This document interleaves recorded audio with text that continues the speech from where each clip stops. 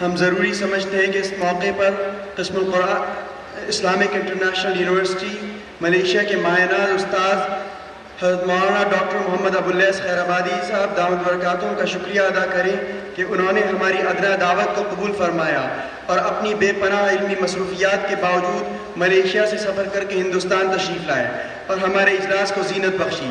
ہم حضرت مولانا کے اس تعاون کی قدر کرتے ہوئے ان کی قدم رنجہ فرمائی پر جذبات شکر امتنان پیش کرتے ہیں اور حضرت والا سے درخواست کرتے ہیں کہ اپنے خیالات کا اظہار فرمائیں۔ الرحمن الرحیم، الحمدللہ رب العالمین، استاد مولانا محمد سالم قاسمی مدد اللہ العالی اور مولانا محمد اسلم صاحب قاسمی، میرے دوست مولانا سفیان صاحب، میرے عزیز مولانا شکیب قاسمی سلمہ، میں سب سے پہلے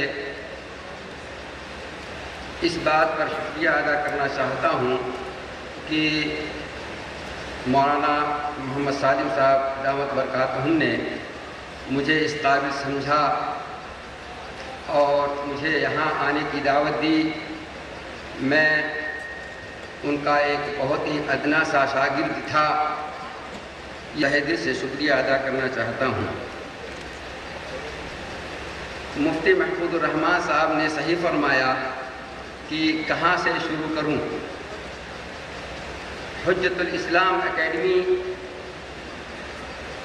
اس مدرسے سے یا اس یونیورسٹی یا اس جامعہ سے کا ایک ادارہ ہے اور اس سے اس بات کا اشارہ ملتا ہے کہ مدارس کی بہت ساری ذمہ داریوں کے ساتھ ساتھ تین اہم ذمہ داری ہوتی ہے جس کی طرف اللہ سبحانہ و تعالیٰ نے تین طرح کی آیتوں میں اشارہ کیا ہے۔ سب سے پہلا قراءت کا، دوسرا تعلیم بالقلم کا اور تیسرا دعوت اللہ کا۔ میں سمجھتا ہوں کہ سب سے پہلی آیت اقرأ باسم ربک الذی خلق خلق الانسان من علق اقرأ وربک الاکرم الذی علم بالقلم، اس میں دو چیزوں کی طرف اشارہ کیا گیا ہے۔ پہلا درس و تدریس کا، تو یہ مدارس یا یہ جامعات اپنی درس و تدریس کی ذمہ داری بہت ہی اچھے طریقے سے، بڑے ہی عمدہ طریقے سے نبھاتے ہیں اور قوم کے ان نونہالان کو درس و تدریس کے ذریعے ایک عالم باعمل بنا کر نکالتے ہیں۔ تو اس سے تو قراءہ والی ذمہ داری پوری ہوئی، لیکن اس کے بعد ایک اور ذمہ داری ہوتی ہے جو تعلیم بالقلم کی ہوتی ہے۔ اللہ سبحانہ و تعالیٰ نے دوسری آیت میں اس کی قسم کھا کر کے فرمایا نون والقلم وما یسطرون۔ اللہ تعالیٰ ہمیشہ اسی چیز کی قسم کھاتا ہے جس کی اہمیت ہوتی ہے، جس کی عظمت ہوتی ہے۔ تو قلم کی یہ عظمت ہے کیونکہ قلم اور کتابت یہ چیزیں ایسی ہیں جو انسان کی خدمات کو، اس کے علم کو، اس کے عمل کو زندہ جاوید بنا دیتی ہیں۔ حجت الاسلام اکیڈمی یا مجمع حجت الاسلام یا ریسرچ سینٹر یا مرکز البحوث، یہ وہ نام ہیں جو جس مدرسے اور جس یونیورسٹی یا جس کالج میں ہوتے ہیں تو اس سے اس مدرسے کے ذمہ داران کی اعلیٰ ذوقی کا پتہ چلتا ہے، ان کے اندر اس حوصلے کا پتہ چلتا ہے کہ جو ان بچوں کو وہ اپنے اس مدرسے میں جمع کرتے ہیں تو ان کی طرف ان کی کیا ذمہ داریاں بنتی ہیں۔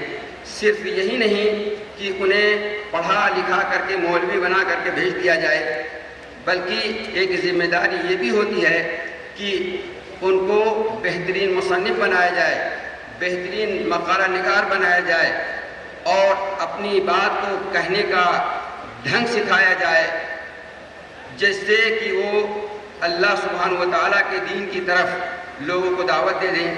تو تیسری آیت جس کی طرف اللہ تعالیٰ نے فرمایا ادع الی سبیل ربک بالحکمت والموعظۃ الحسنۃ وجادلھم باللتی ہی احسن. تو یہ تین ذمہ داریاں جو بہت ہی اہم ہیں، اور بہت ساری ذمہ داریوں کے ساتھ ساتھ یہ تین اہم ذمہ داریاں ہیں جو ان مدارس کو کرنا چاہیے. تو میں مولانا اپنے استاد مولانا محمد سالم صاحب اور مولانا محمد سفیان صاحب اور اپنے عزیز شاگرد مولانا محمد شکیب صاحب کو اس بات کی تہ دل سے میں مبارکباد دیتا ہوں کہ اللہ سبحانہ و تعالیٰ نے ان کے دل میں یہ الہام کیا کہ تم یہ کام کرو. جیسا کہ مولانا سفیان صاحب نے کہا کہ تکوین میں تو یہ فیصلہ، عالم تکوین میں تو فیصلہ ہو چکا تھا، لیکن کب ہونا تھا وہ اب ہو رہا ہے. تو اس کا مطلب یہ ہے کہ وہ تکوینی فیصلہ اللہ سبحانہ و تعالیٰ کی اس آیت کا کے پس منظر میں اگر اسے دیکھا جائے کہ لکل اجر کتاب، ہر چیز کا ایک وقت مقرر ہے.